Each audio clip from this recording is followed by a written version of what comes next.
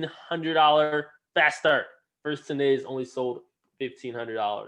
So some of you may have beaten that. I want to share with you now. You guys have, if you're on Instagram and Snapchat, you've probably seen the how it started, how's it going pictures, and how it started for Mohammed was a $1,500 fast start. How it is going is $600,000 in career sales.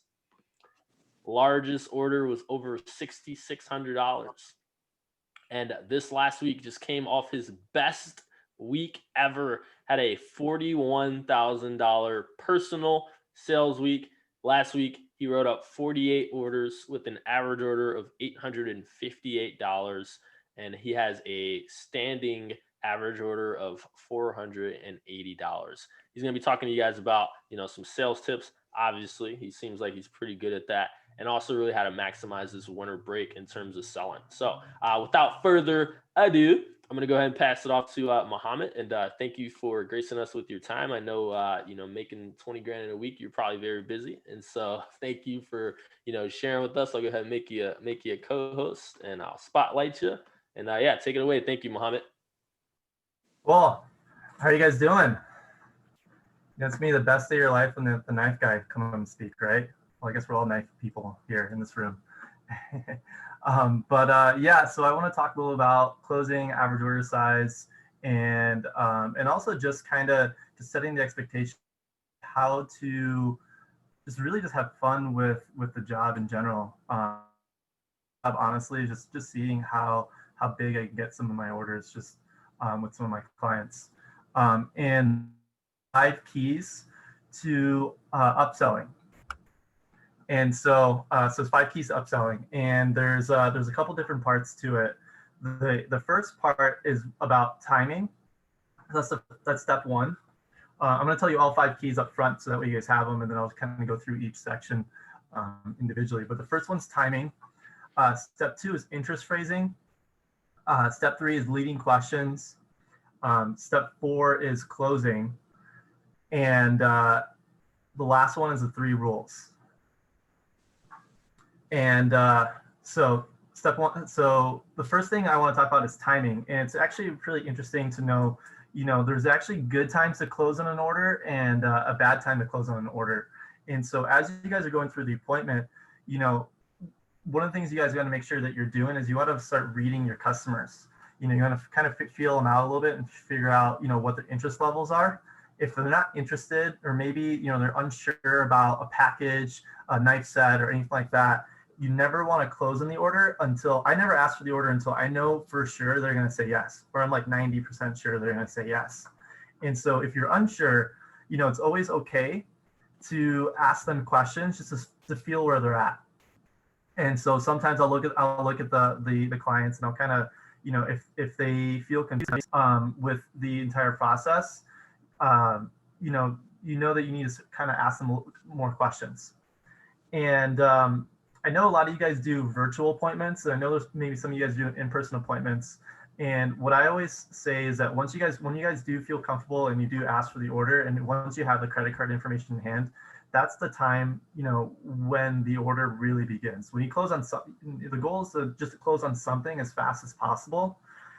It doesn't matter what it is, whether you close on a knife, an individual piece, or a whole set. The goal is just to close on something, because once you have the credit card info, that's when they've committed to ordering something.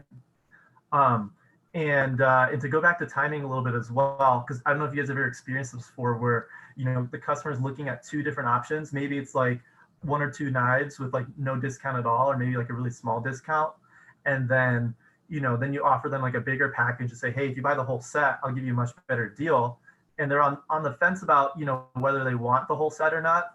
And so now they have this option where they for sure want 2 pieces, and then they're and they're committed to that. But then you give them a really great deal on a whole set, and they're like, man, that's actually a really great deal. You know what?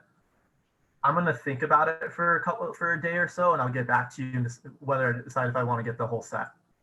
And now what happens at that point, because you timed it wrong, you had a for sure sale for 1 or 2 pieces or something, a small set. And then because you timed, your interest phrasing a little bit in the wrong time, now you actually lost the whole order in itself. And so what I always do before you ever start talking about, bigger packages or just like, closing on a whole set, sometimes it's better just to have the credit card and have them commit to something.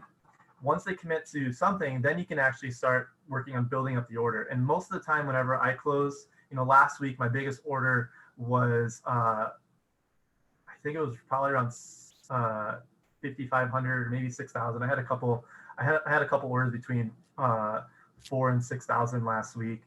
That order didn't start though at $6,000. One of those orders started at about 1,000, and then I just kind of kept adding on gifts until we built it up to 4 or 5,000. So don't begin to upsell until you have the payment in hand. And once you have the payment in hand, now they're committed. Step 2 though is about interest phrasing. And so interest phrasing I have here is a couple of key lines. Just so you know, the more you get, the more you save. Hey, Michael, just so you know, by the way, the more you get, the more you save.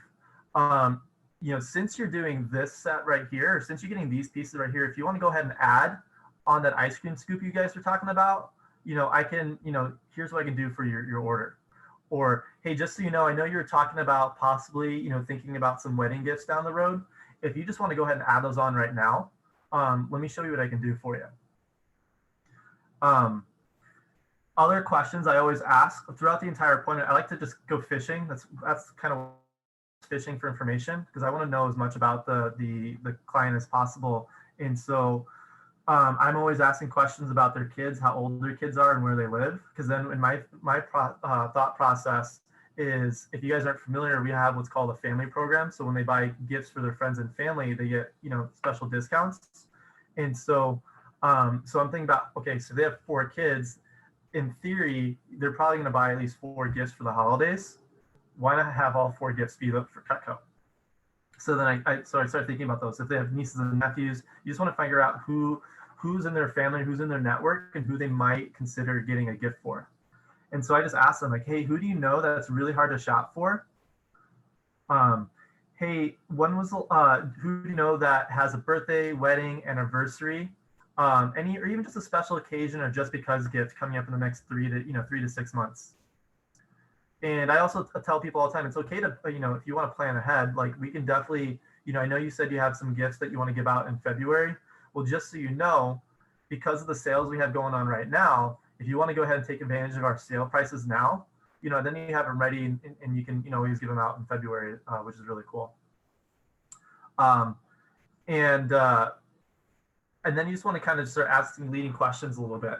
So throughout the entire appointment, what I always do is I always have a pen and a notebook, and I'm always taking notes on things that they might talked about that maybe they decided to hold off on for the future. Maybe they just kind of mentioned like, hey, so-and-so really likes pizza, or just random stuff that they threw out throughout the appointment. And I just kind of take notes on those things. So then maybe if they give me some information later, then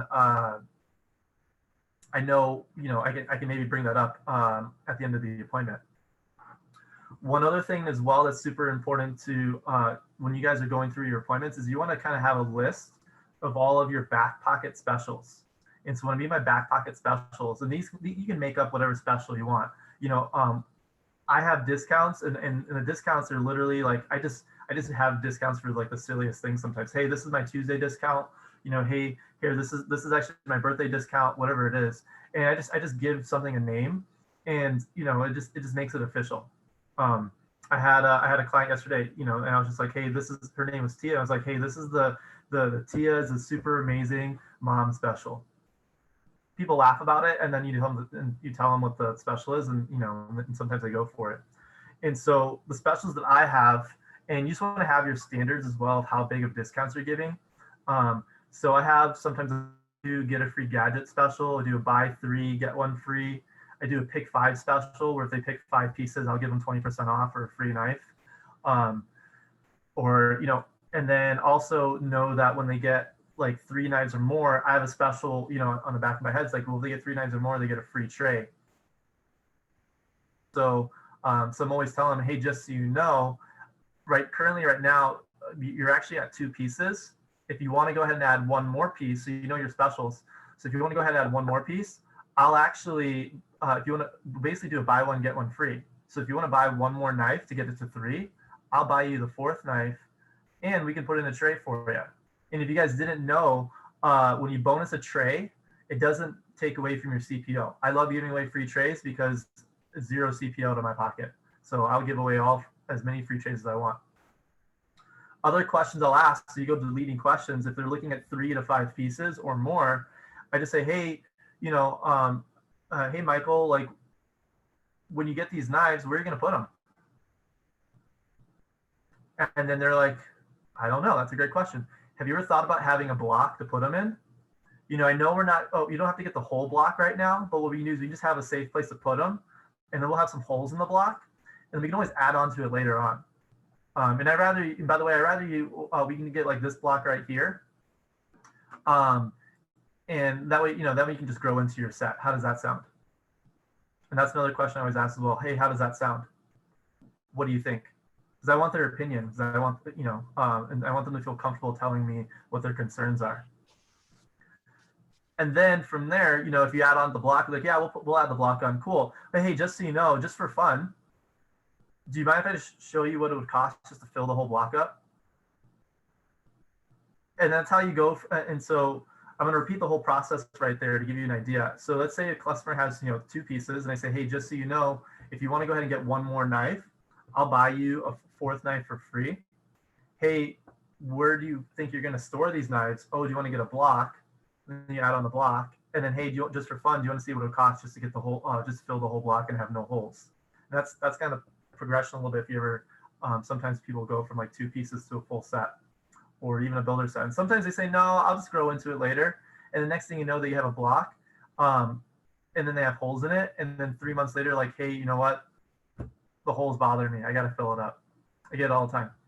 And so, and I tell them it's no big deal. People get holes in a block all the time. I'd rather you have a bigger block than you need than to buy a small block and then buy a bigger block next year. And so, and I always tell people that when they go from when they think about a galley to a homemaker set, hey, just so you know, the homemaker set has 3 extra pieces in, or $3 extra, and you get slots for 2 more table knives and 3 more knives. Just makes sense to get the bigger block for $3 more. That's the other thing line as well. Hey, it just makes sense. If you're going to do this anyways, and you're going to do it eventually, it just makes sense to do it now, or just makes sense to do it, whenever. So other key closing lines, since you're doing this, I can do this. If you want to go ahead and do this, then I'll do this for you. And then if you're going to use it and you can afford it, it just makes sense. If they give you an objection or a concern, those are great. They're not telling you no. They're basically they're just saying, hey, they just have a concern, or they just have some sort of thing they're not sure about. They just sometimes need reassurance to know that it's okay. It's okay to spend $1,000 on knives. They're not weird about it. And I tell people all the time, hey, hey, I know you want to think about it. I know you didn't wake up today and say it was knife day, right? And they're like, yeah, we definitely didn't plan on buying knives today. Hey, none of my customers do. But I'm sure you can see why it does make sense, to invest in a really high quality set, right? And then they'll usually say, yeah. If they give you an objection, sometimes I'll just pause and say, hey, can you elaborate on that? Or, hey, what do you mean? Can you clarify that comment or concern? And the reason I say that, because you want to make sure you understand your customers. And so people are so used to, you guys have your scripts and someone tells you an objection, and people are so used to just replying to whatever the script says, and they don't stop to think about why did they say what they said. And so I always, whenever they say an objection and I'm not 100% sure about, maybe I kind of have an idea, but I'm not sure, I just ask a clarifying question. And I just say, hey, what do you mean by that? They're like, can you clarify? And then they tell you what their concern is. And then you respond by saying, so just so I'm clear, just so I know I'm understanding you correctly, basically what you're saying is, and then you kind of repeat their objection. And so now they understand that you're listening to them. And so now they're like, yeah, you get it. Cool. Hey, I totally understand what you mean. And I've actually had a lot of people in that same situation. Can I share with you what they found would be the best solution for them? And then they're like, yeah, sure. So I always ask permission to share my 2 cents with them. Same thing whenever I'm going through the names and uses. If someone already owns Cutco, I don't want to just go out and tell them, like, people have their ways of doing things. You have customers who are like, well, I use this knife for everything no matter what. Hey, it's totally cool. You can do whatever you want with it. I'm not going to call the Cutco police on you. But do you mind if I share a couple of tips and tricks that I've learned with over the years? And then now you're getting permission to share your just your knowledge. And once you do that, that's when they understand. So now, like, okay, this guy's listening to me and he's being super polite. And that's when sometimes they let their guard down and they're like, well, what kind of knife do you need for this? Or what kind of knife do you need for that? Because they're all set in their ways and they want to use their butcher knife, the big, their chef knife to cut their meats and do all this other stuff. And you guys know that the chef knife is not a good carving knife, but that's what they want to do. And so, but once you get the permission to do those things, they'll ask you like, hey, well, what's a really good knife for watermelon, or what's a really good knife for this? And so they say, hey, cool, let me share with you those pieces. And then the other rule as well. So whenever you upsell, so I kind of got off track there with closing, but step 5 is basically be the 3 rules. So when you offer a deal to your customer, whatever deal it is, whether it's a buy one, buy 3 get 1 free, whether it's free table knives or whatever it is, whenever you offer something, make sure you always offer them something else. If they said yes to your first deal, that means 1, that obviously they like a good deal, and then 2, obviously that they might have more money to spend as well. And so I always let the customer tell me when they're done. I don't make that decision for them. I don't make any assumptions. And so I have, whenever I'm making phone calls or whenever I'm like on a demo, I have like my notes that always says, make sure to ask for the order and make sure to ask again. And I have a little note, a cheat sheet here. It just says, ask again. So always offer to anyone that buys something, whatever they buy. If you add on 1 knife, offer them another knife, offer them another package. Always offer them again once whoever takes an offer, and then let them tell you when they're done. Just keep going until they say, Mohammed, I'm done. Closing the book, stop showing me stuff. I don't want to buy anything else. And I say, okay.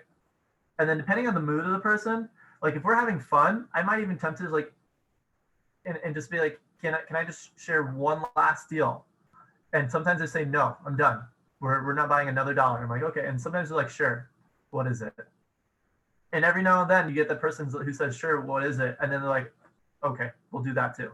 But that's it.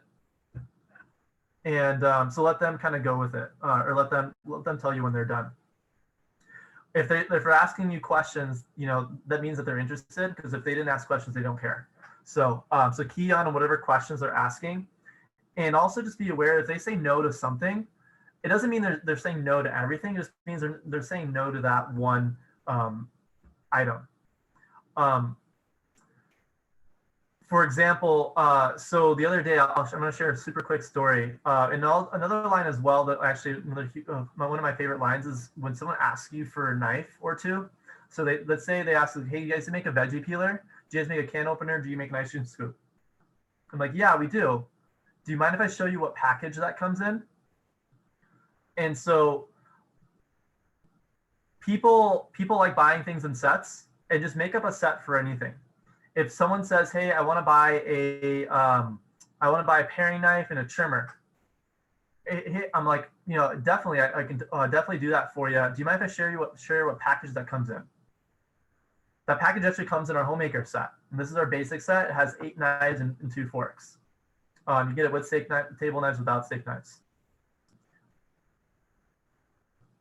And so just throw it out there and throw out whatever package. You can start with a smaller package if you're like, well, I don't know if I want to, if they ask for a quote on 2 pieces, I don't know if I want to quote them without. It's a gadget pack, has all the gadgets, the peeler, ice cream scoop, can opener, wine opener, and all that stuff, and the scissors in it. And I showed them the package, and they were kind of on the fence about it. They thought they were going to do it, but then they're just like not really sure. And then I kind of keyed in on that package, and I said, hey, just curious, I mean, what do you think about all the pieces in this? And they're like, well, we like all of them, but I don't know if I need a wine opener. I don't know if I need a pizza cutter. Cool, but you like all the other pieces in the package? And they're like, yeah. Well, what if we just swap out those 2 pieces with 2 other pieces? Does that work for you? And they're like, yeah. And so we just added 2 cheese knives onto the order instead. And so I swapped out a pizza cutter for a cheese knife and gained an extra like $50 in the order. And I did that twice. So just say, hey, if you don't like the knives in this package right here, I mean, would you be okay with just swapping them out for something else instead of dropping down? Because you can drop down and take those knives out of the package, then your dollar amount goes low. But they didn't tell you that that was too much money. They just said they just didn't want all the pieces in that set. And then one of my favorite lines, and this is my last one I'm going to give you with you guys here, is since I'm already here, if I just did something extra special for you while I'm here, would you consider it? Since I'm already here, if I just did something a little extra special for you while I'm here, would you consider it? And that just tells them like, hey, I'm like, we're talking, and you can definitely think about it if you want, but if I just went a little bit above and beyond for you, and that can be like an extra 5% off, it can be an extra peeler in order, whatever it is. But I just tell them like, hey, like, I'm already here. Would you want to just knock it out right now and not have to worry about it later? So, and don't take things too seriously. Just have fun with it. You know, you have fun with your clients. The last thing I want to leave with you guys is really about once you have the order written up, whatever the order is, whether it's a piece or, you know, a whole set, you don't want them questioning how much they spent, if it was the right idea, or if it was, you know, maybe if they made the right choice on their stuff. And so I always have what I call the famous let go. And this is something that has created, this is my favorite part of the entire approach. And so what it is basically, so you wrap up with everything. I have a little cheat sheet that I use. So when I'm doing in-person appointments, I have a little cheat sheet that says, hey, so here's what and it's basically just the little choose and use guide. So if you can call Cutco, and you can get these for free from Cutco. But it's like every time they place an order, they get a little booklet that just is a choose and use guide. It has all the different knives on them, and it has the names and uses for them. And so I just say, hey, so this is what you're getting today. And I just circle all the different knives onto the on there. For if you're doing a virtual appointment, you can just point out the knives on the website and say, I'm going to shoot an email to you to here's all the knives that you're getting today, and here's what they're for. Just curious, is there anything on your wish list that you would want me to just? Is there anything that you would want me to add to your wish list for the future? So that way, if there's ever a sale going on, or you know, or if you just need, you know, or just, we don't have to have this conversation later. And so a lot of times they'll just yeah, like, hey, can you add that carving set onto the wish list for next time? Or hey, can you add those scissors on? I know I didn't get the scissors today, but you know, I'm thinking about those as a birthday gift for my sister in 3 months. And so I just make a quick list of everything that's on their wish list, and I keep those on file for my customers. I have a database that I keep for you guys. You can do whatever you want with those things. And then just for fun, I'll even say, hey, you know, would you want to just see if you were to just add all the stuff in your wish list onto the order right now? Would you want to just see what big packaging, what kind of pricing I can do for you? So it's like it's just like one last little upsell on there. And sometimes they say yeah, sometimes they say no, but that's no worries. But the thing about it is that just I let them know like, hey, no worries, whenever I'm here for you. And like I said, I have these in my notes, so just let me know and we'll get that going. And then just so you know as well, just so you know, if there's anything that you're thinking about within the next 30 days, because you already got these guys here, if you want to add anything onto your order for yourself or for gifts, we can actually piggyback the discounts, and then, you know, and we'll stack them up for you. And I put that, if you guys are on Rollo and you're entering those orders in and you shoot emails out to your customers with the receipts, I put that in the email. It just says, hey, just as a reminder, if there's anything you're thinking about for yourself or for gifts within the next 30 days, I can piggyback all the discounts and we can add it onto your order. And I get people all the time that order 1 or 2 knives, and then 3 days later, like, hey, you know, I was actually thinking about it. Can we add on, you know, this, or can we add on that? Last week, I sold someone a salmon knife, and then she called me 4 days later and ordered $1,500. She's like, I was thinking about it, and you know what? I bought the one salmon knife for my son. My other 4 kids probably need something too. And so just let them know whenever you're ready, just let them know, and we can always piggyback the discounts and go from there. and then just thank them, recognize their time, their choices, let them know like, hey, you're gonna be super excited once you get your knives, just make sure they're sharp and take a photo of whatever you cook and send me a photo of your first meal, because I love to see what it is. Just get them excited and let them know that they can reach out to you in the future.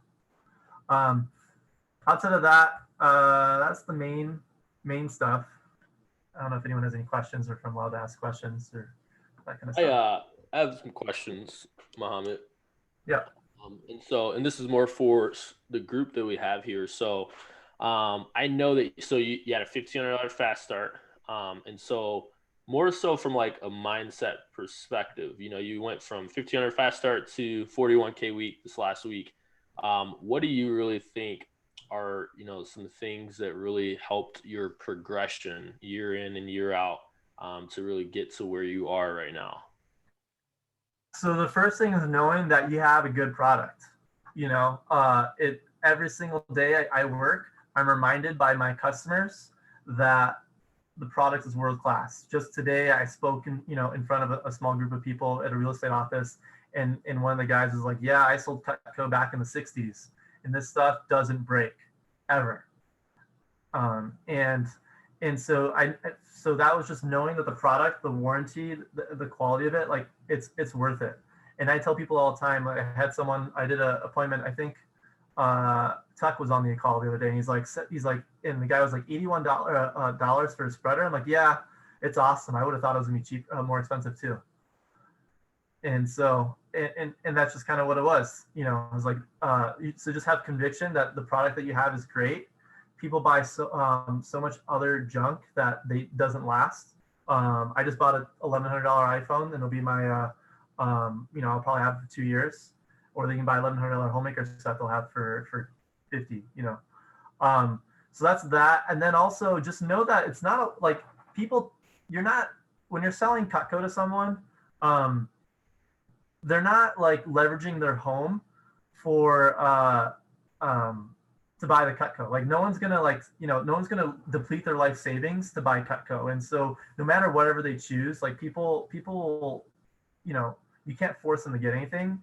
And so if it works for the budget, they're gonna tell you. If it doesn't work for the budget, they're gonna tell you. And everyone's budgets are different. So you just gotta ask those questions. And then just know that like I don't know, people spend the money on something, might as well be with me. Nice. And, a follow-up to that I was going to ask is, so you went into this last week, so we kind of got the story of progression, how you got to where you are now. So now you're there, right, where you are at this point in your business. And so going into this last week, was the plan, hey, this week is going to be a 40K week? Or was like, what's your mindset going into a week like that? And, kind of walk us through like the DNA of that. Yeah. So I didn't plan on a $40,000 a week. I planned on a big week. But I didn't know what I was going to sell. And so I did, just to give you an idea of the breakdown of how I sold $41,000 last week. Tuesday last week, I had 17 appointments on Tuesday. On Saturday, I had 13 appointments. Sunday, I had, a couple appointments. There wasn't really anything in there. And then I do a lot of marketing. Obviously, like I mentioned, I'm at $600,000 in sales. So I had marketing go out. So I had a sale email go out. I actually sent a voicemail out to everyone as well. And so I got phone calls from that. But I just planned on being able to talk to a lot of people. So the whole idea was I was just going to talk to as many people as possible and just do as many appointments as possible. So at the end of the day, I just did a lot of appointments. And so to answer the chat box in there, my appointments typically are about 30 to 40 minutes long. My service calls are, my sharpening appointments, or even my demos, they're like 30 to 40 minutes long, because as you're talking to a customer, you can read if they're going to buy something or not. If they're not going to buy anything, I'm not going to spend 2 hours trying to convince them to buy something. I'm going to go on to the next appointment, And so, and to break it down as well, I sold about 20,000 realtor. So I see, Michael, you mentioned there, but I also sold $21,000 in residential customers. Some of that was like upgrading. I had a customer who bought they upgraded their set from a homemaker to an ultimate, and then they tacked on 3 galley sets for the kids. And so you're just asking those questions about what people are interested in. You know, ask about questions for their kids and family and that kind of stuff. But yeah, so I just did a lot of appointments. I think I did a total of 60 appointments that week. So I made a lot of phone calls the week before. Let's put it that way as well. There's a lot of, if you look at my calendar, I can share my calendar with you guys too. But my calendar has phone time in it every single day, and then it has appointment slots, and I probably make 3 hours of phone calls every day. So awesome. I know Jacob Elf number 1 had a question too. So hey Mohammed, thanks for the value. This has been fire so far. Just based off of the dynamic of the group that we have here, I know a lot of people are kind of a little bit further away from becoming CSPs, and most of the individuals on this call probably started like this summer in the midst of the pandemic. So I guess my question for you is, what would you tell our younger version of yourself? Like if you were, if you were to talk to yourself, yeah, like, when you first started, what would you tell yourself? So a couple things that I'll tell you is that here's because the biggest challenge I think I find with a lot of people, especially now, everyone's they're doing virtual and they're working from home. There is this challenge of time management, and then also feeling guilty of working too much or not working enough. And so here's what I'm going to tell you guys, and this is probably the biggest thing that changed me in general, because I always, every single year, I always tell myself, how do I work less and sell more? That's the goal. How do you work less and sell more? And so all you have to do is, I'm going to actually share my calendar with you guys, because I want you guys just to have an idea, like all you really want to do is just want to plan out what are your goals. So what I do is I figure out how much do I want to work in a week, whether I want to do 5 appointments, 10 appointments, or that. And whatever number you pick is okay. So if you guys have a day off, if you planned on having a day off that day, you shouldn't feel guilty taking a day off. So if it was in your plan to not work that day, you shouldn't feel guilty not working. Now, if you slept until noon and you told yourself you're going to wake up at 9 a.m., maybe you should, think about life choices there. But if you made it in your plan to work or not work, like, you should just be okay with whatever plan you pick. And then just, that's probably the biggest thing. And then just write it down, commit to a schedule, and just do whatever. There's no right or wrong number, as long as you guys are like, I always tell myself, if you're happy with your results and you did everything to your plan, then that's it. I don't know if that helps, but that's probably the main thing. And then the other thing is, it's okay to ask for help. I ask for help on a weekly basis, on a daily basis, sometimes even hourly basis. And it's really funny to know, like, when I'm asking questions, people be like, how much have you sold? I'm like, sold a lot, but I'm still going to ask you this question anyways, because I want to know what your opinion is. And it's not necessarily because I don't know the answer. A lot of times I do know the answer, but I want to just see, is my answer congruent with what other people think at the same time as well, to know if it's the right choice or not. I don't know if that helps. So. Yeah, that's definitely super helpful. Thank you, Mohammed. Awesome. I did have one more question I think would serve the group here if you had time. But as Black Friday, Thanksgiving, Christmas, all this is coming up. What would you tell, like Jacob said, a lot of these people started this summer, or recently. What would you tell someone in terms of like a plan to reach out to some past customers to really take advantage of the perfect of like the holidays? So here's what I'm going to tell you. I'm going to share a couple of things with you guys really quick. This is my goal sharing approach. This is how I share my goals with my clients. And it's super simple. You want to come from a place of service, always. I always tell people, service first, provide value. You don't need to keep reminding people that you sell knives. Just be there when people need you. And then when they're ready, they'll call you. That's really it. In my marketing, I have a 4-to-1 sales versus value versus marketing. And so I send out 4 pieces of value, which is basically cooking videos, recipes, how-to guides, all that kind of stuff. And so if you have Facebook and you have your clients on Facebook, like add them, like make them part of your family. I tell people all the time, like, you're part of my Cutco family. You seem cool. I'm gonna add you to Facebook. You have to be okay with me cooking food all the time. A lot of pizza, a lot of fudge, other stuff. You're gonna laugh at the amount of times I bring knives onto airplanes. Like, just deal with it. It just happens. And then you're just gonna see my other life stuff that's going on. And so I want people to like connect with me on that aspect. And it's funny because like I had a customer this summer. She's like, yeah, like, I didn't think I needed my knife sharpened. I just saw you not too long ago. And I was like, Liz, I saw you 5 years ago. And she's like, really? And I'm like, yeah. And she was like, no way. Cause like, you just had this and this. And I was like, yeah, I know we stay in contact cause you follow me on Facebook and this, and this, but literally I haven't sold you knives in 5 years. And she's like, oh, okay. So when you're calling your past customers, here's the approach that you guys should take. And it's super simple.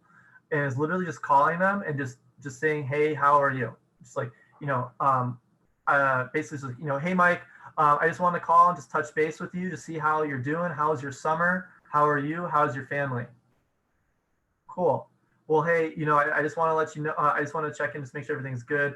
I just want to see, is there anything I can do for you, for your family, for your Cutco, just anything like that? And just kind of talk to them and just like get them going. Sometimes they'll be like, hey, so you check in on their Cutco, check on their family, and then you see if there's anything you can do for them. Like, hey, just, if you do need sharpening or service, something like that in the future, let me know. I'm available. And that's kind of like the phone call. When you're on the actual appointment itself, pretty much what I always do is I just kind of talk to them and say, hey, any big exciting things happened since the last time I saw you? Like, hey, what's new with you? And you're just literally having a conversation. Usually they'll do that. And then after they go through all the stuff that happened with them since the last time I saw you, they're going to reciprocate and say, hey, what about you? What are you doing? How are you? And that's a great time for you to share some updates about you. Yeah, I just had my best just for you to buy anything. But I just want to let you know, here's what my goal is. If there is anything you're thinking about, I'll do what I can, because this is my goal. I'll do what I can to hook you up, or whatever you want to say. I'll make sure to get you the best value you can, since you've been helping me as well. And so you just let them know, like, hey, I'm going to share my goals with you. And so here's what this is all about me. But now here is why does that affect you, or why is that important to you? And the reason why it'll benefit you is because, I'll give you a good deal on something. The last thing I want to mention with pricing is that it's okay, by the way. People get too afraid to give away the kitchen sink on orders. I sell things at full price all the time, and I get customers that write up orders and they don't even ask me the price of it, because they're like, whatever. It happens all the time. My $6,000 order last week, there's like, how much is this? And I was like, I don't know. That's probably, 10 grand. And he's like, okay. But actually what I said was that I think it should be under $2,000 a month. And she said, cool. If it's over $2,000 a month, let me know and we'll figure that out. But I get customers all the time that I just build up enough value that they just don't ask the price. I had a quick conversation with my DM the other day. It's like, I don't even know what, like, I think someone questioned if they're like I said $81 for a spreader, and they corrected me and said 76. I don't know what pricing are for knives. I just sell them. Yeah, so just kind of just share your goals, and then just let them know why it's important. That was kind of ramble, but. Awesome. Thank you so much, Mohammed. I know that, like I said, you're a very busy man, and I appreciate you spending some time with our students and our reps here. And so, guys, what I want you to do, I know when I speak, it feels really good to get some gratitude. So go ahead and throw one word takeaway from, Mohammed's message. What's one thing you took away in one word? Go ahead and blow up the chat.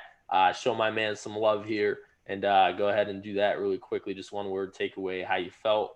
What you took away: consistency, sauce, thanks, conviction, service with all caps from Reagan, persistence from Corey. Awesome, guys. Keep them coming. Show some love. And, Mohammed, thank you once again. And if there's anything that we can do as an organization to serve you, definitely don't hesitate to reach out. And thank you so much. Enjoy the rest of your day. If you guys are still on the call, we got one more thing to share that Jacob's going to talk about that is going to really add some value. But Mohammed, thank you so much. You have a great night. and we'll talk soon. Well, see you guys later. Thanks, Mo. Appreciate Take you. care. Just really quick before you guys do hop off, just one quick announcement. I have partnered up with one of Tony Robbins' peak performance strategists to host an event with you guys. And I wanted to make sure that everyone here was invited. I just dropped the link in the chat box. I'm going to show you guys what that looks like on my screen here. So here's what the event looks like. It's going to be really exciting. It's going to be lit, L-I-T. So let me go ahead and share this once I pull it up. But go ahead and click on that link. You should be able to see exactly what I'm talking about. And as I pull up my screen, Google Chrome. Yep, that's Google Chrome. Don't have too many tabs open on your screen because then you can't find anything. Anyway, I'm just going to share all this. So let's go ahead and show you guys what's going on here. We've got a Tony Robbins event with Dragon. Well, his name is pronounced Dragan, but he goes by Dragon. He's one of Tony's peak performance strategists that he's personally trained. It's going to be a free event, by the way. It's going to go from 7:30 to 9, so team meeting time. It's all going to be value. There's no sales pitch, by the way. We're just doing a lot of value right before the winter break surge starts. So this is going to be really good for you to learn the 3 strategies to immediately start achieving amazing results in any area of your life, the 5 habits of effective communication, discovering the success cycle and learn how to apply it in every situation, develop an unshakable mindset that will give you a more fulfilling life, and determine a clear target of what you want in every area of your life. What could you achieve at your peak? You guys will not be able to go unless you are registered for it. So just make sure you have that registration in. It is free, but the only way that you can access the event and have the Zoom code is by registering. I was specifically told to have you guys register. It's not going to be held on my Zoom or any of the Chicago Division Zoom or any Central Region Zoom. It's going to be held with Dragan himself. And this is just going to be, it's open invite to everybody. So you can invite, like, my mom's going to this, my girlfriend's going to this. So like you can invite everyone and their moms if you'd like to, friends, classmates, as many people as possible. This isn't only going to be Cutco people. So I would love to add as much value as I can before the holidays. And I feel like this is a really good way to do it. If you were at the Caesar event that we had a couple months ago, that was fire. And it's going to be a really similar event, but more so like direct value on what you can implement starting right away. So I just wanted to plug that. And then other than that, Michael, do you have any extra things you wanted to mention where they could find the recording to this call? Yes, we're going to get the recording out. Don't worry about that. We'll make sure we get that to you. But since we got a group team meeting here, I'm going to let you guys in on a dark horse secret. The first person to tell me, this is literally just something fun we do every now and then. My team knows this, but everyone, if you're on my team, you know that I like movies. I want to make movies in the future. So whoever can tell me what movie quotes this movie is from, you will receive a free piece of Cutco. You're only going to hear the quote once, and my team knows the rules. You cannot look it up. You cannot sit up here and Google it because that would be too easy. So this is straight off the top of your dome. She was the Picasso of passive-aggressive karate. Who could tell me what movie that is from? Very great movie. She was the Picasso of passive-aggressive karate. If anyone could tell me what movie quote that is from, you will get a free piece of Cutco sent to your house. I want to let you guys play. Kill Bill is actually very close, Gabriel. Woo, I got a little scared. It was very close if you understand, the concept of movies. So, Roisin, she won. American Hustle. It is. Did you look that up? You didn't look it up? All right, Roisin, why owe you a piece of Cutco? Kill Bill 2 is also a very good guess if you've seen all 3 of those movies. Well, thanks for playing. Sorry, Lindley. Maybe next time. Maybe if you join us again for another team meeting. But guys, thank you so much. It's been a pleasure. If you got some homework, make sure you knock that out. Elizabeth, your baby is very cute. Thank you for bringing him along. Oh, man, look at those cheeks. And so we are going to peace out, and you guys enjoy the rest of your night.